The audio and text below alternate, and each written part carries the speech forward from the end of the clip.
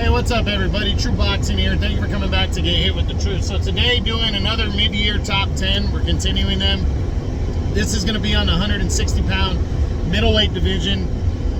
Again, this is not official, until the end of the year when I do my year-end top 10s. This is kind of the way I see it right now towards the middle of the year. And, we take a look at the first half of the year and what all these guys did, and then, see what they're going to be doing in the second half of the year, kind of just giving some updates. So, dropping out of the top 10, only one guy, and that's former world title challenger Liam Williams, who ran into Chris Eubank Jr., I believe in February, and he really just really got worked by Chris Eubank. Eubank was just, I think he knocked him down like 4 times. He just put it on him, walked away with a clean, unanimous decision, and Liam Williams, tough defeat, but the guy's, he's still around. He's still banging around. He'll still get his stuff in, but that, to me, dropped him out of the top 10. So now we're going to look at number 10, and he was previously tied for 10th with Liam Williams, and that is former world title challenger Sergey Derevyanchenko, actually former 3-time world title challenger Sergey Derevyanchenko. He hasn't fought since the loss to Carlos Adames last year. He hasn't returned as of yet, but I feel he's done more than anybody else, so that's why I'm keeping him in the top 10 for now. He's a WBC's number 6 contender. I wouldn't be surprised, to be honest, if he got a crack at Erislandy Lara, just because Lara's, in search of opponents, and they're both with the PBC. So I wouldn't be surprised by that. We'll see. Hopefully he gets back in the mix sometime soon, though, because I have always liked Derevyanchenko. Number 9 is former WBA champion Ryota Murata. He drops 2 spots from number 7. In April, he attempted the unified belts against Triple G Gennady Golovkin, and he got, he was in the fight for the first few rounds. Into the 5th, he was really in the fight, but after that, Triple G just took over. He figured out what Murata was doing and just kind of beat him up and broke him down and stopped him in the 9th round as Triple G unified the belts and Murata lost his title. So Murata, he's no spring chicken. Tough loss, but I wouldn't be surprised. I wouldn't be surprised if he stayed, if he didn't fight for the remainder of the year. But, I think he showed everybody that he can bang with the best of them. So he might want to, get back in the mix at some point and make one last run. I think he's 36 years old now, so he needs to, take it serious and get back as soon as he can, because again, no shame in losing to Triple G.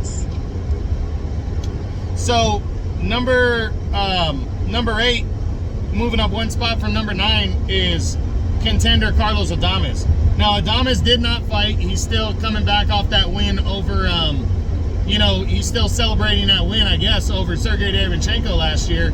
There was a lot of people that thought he was going to fight Jermall Charlo, myself included. I wanted to see that fight because they're both with the PBC, so it kind of doesn't make sense why they wouldn't fight each other. But yeah, they didn't fight.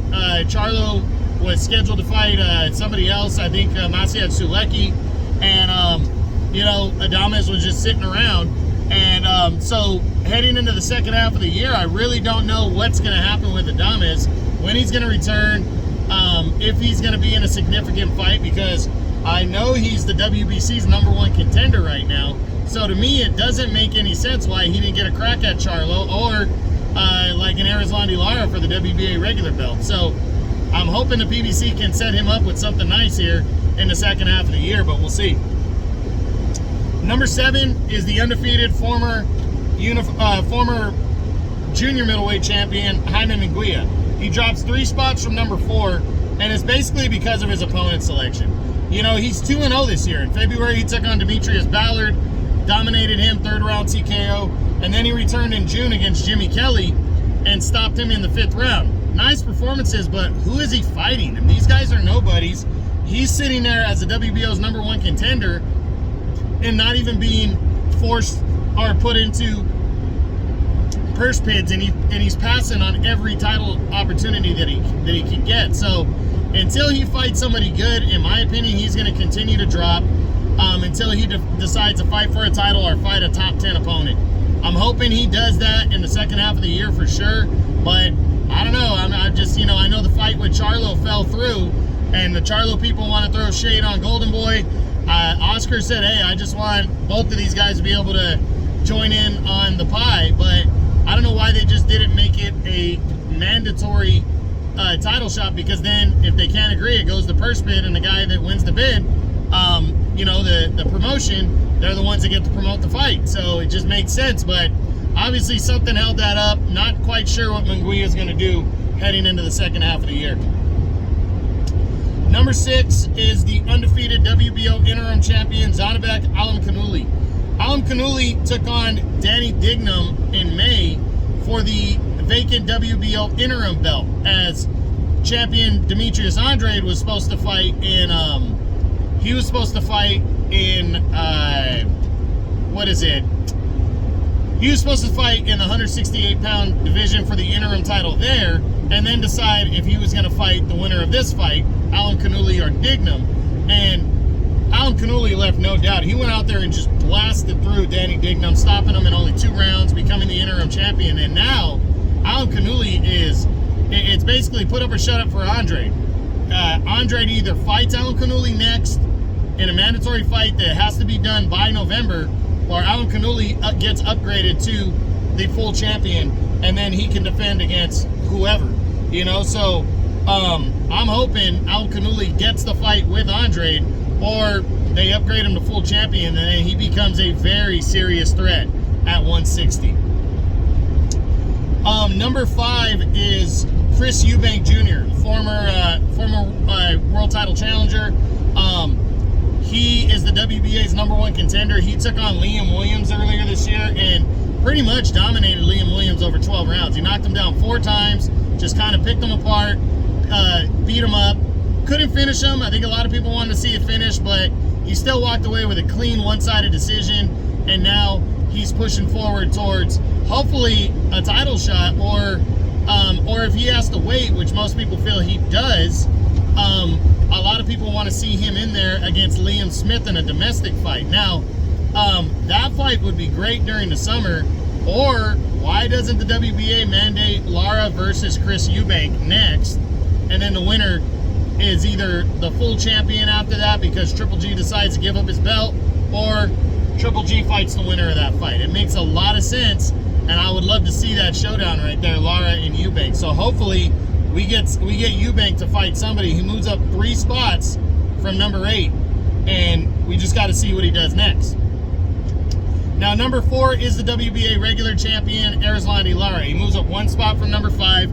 Lara returned to action and took on veteran Spike O'Sullivan in May on the Tank Davis undercard, and he was a co-feature.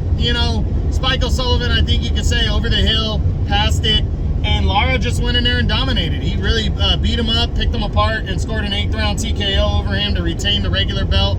Really not sure what's going to happen next for Lara. He's a PBC guy. Until he gets upgraded to full champion, I don't think he'll get interest from Charlo to unify belts. But I don't know why the PBC doesn't push for a mandatory fight with Chris Eubank, or potentially an all PBC showdown with Carlos Adames or Sergey Derevyanchenko. There's options for Lara, and I hope he takes one of them in the before the end of the year and actually fights twice this year, because he's getting older. I think he's like 38, 39 years old, and if he wants to really get those big fights, he needs somebody to step up and take them on. And I even think giving a crack to Brian Castano in a rematch, if Castano decides to move up in weight, would be a smart idea. So we'll see what goes down there. Number 3 is the undefeated WBC champion, Jermall Charlo. He remains number 3. He hasn't fought yet this year. He was supposed to fight Maciej Sulecki in June in a fight that really nobody wanted to see. Now, that fight got scratched due to some injury, and it's postponed apparently, but haven't heard anything about when it's going to get redone, or if it's going to get redone.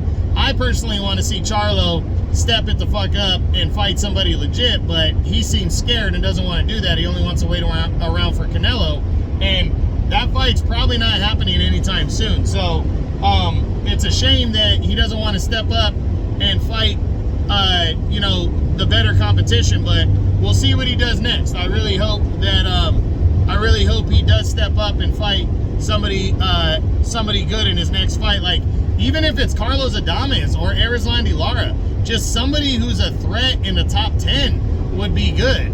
Maciej Sulecki, nothing against him. I actually think stylistically it could be an interesting fight, but he just doesn't bring the appeal. He's fought before, he's lost to Danny Jacobs, to Demetrius Andre. Nobody really wants to see Charlo fight him. They want to see Charlo step it up and take a risk, and Charlo doesn't seem willing to do that. He doesn't seem willing to move up to 168 and go after Canelo there. So it's, I don't know, it's just, Charlo is just really interesting that he just seems to be uninterested in taking any risks. So we'll see what he does in the second half of the year. Hopefully he steps it up. Number 2 is the undefeated WBO champion, Demetrius Andre. Talk about a guy not willing to take some risks. Now, he was supposed to be moving to 168 and fighting Zach Parker for the vacant WBO interim belt there. And then after that, he was going to have to make a choice of whether he comes down and defends his title at 160 or stays at 168. Well, the fight with Parker fell through because of an injury.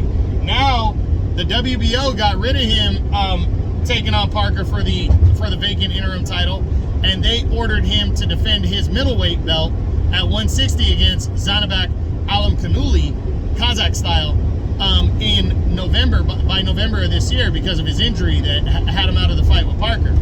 What is Andre gonna do? Is he gonna grow some balls and fight Alimkhanuly, take a risk, or is he gonna grow some balls and fight at 168 and take on a legit contender at 168? We gotta wait and see. I'm very interested in seeing what Andre decides to do. I hope we hear something soon. I really think it's a 50-50 fight with Alimkhanuly. I'd probably pick Andre in that fight, but I really think Kazakh style Alimkhanuly is the real deal. So we just gotta wait and see what happens. Number 2 is and finally at number 1 is the now unified middleweight champion of the world, Triple G, Gennady Golovkin. He came into it into the year number 1. In April, he took on Ryota Murata to unify belts, and first 4 or 5 rounds were competitive. He was getting hit. It was a good scrap, but then he figured out what Murata was doing and just broke him down, beat him up, and stopped him in the 9th round impressively to unify belts at 40 years old, as he becomes a 2-time unified middleweight champion. And now he's stepping it up big. September 17th, he's fighting Canelo for the undisputed super middleweight title. He's moving up to 168. He's holding on to his 2 belts at 160 because it's very likely that if he loses to Canelo, it's very likely he's moving back down to middleweight. And he kind of is ruling out retiring. So he just says it depends on what he wants to do and who he wants to face. So I think he's going to hold on to at least one of the belts at middleweight if he loses to Canelo. I don't think he's going to give up both, but he might be ordered, get a mandatory order to fight like Esquiva Falcao, the IBF's number 1 contender, or the WBA regular champion, Erislandy Lara. I think most likely he goes after Lara because that's a bigger fight. But we got to wait and see. He's definitely not going to fight him this year, but he's taking a big risk moving up to 168 against Canelo. Personally, I think he's going to get beat in that one. I think he's going to get stopped. But if anybody can prove us wrong at 40 years old, it's Triple G, Gennady Golovkin. So we're going to see what happens when he takes a risk at 168. So that's what I got. That's the 2022 mid-year top 10s of the 160-pound middleweight division. I hope you enjoyed the video. If you did, smash the like button, leave a comment, subscribe to the channel. I appreciate any and all support. And this is True Boxing. You've been hit with the truth.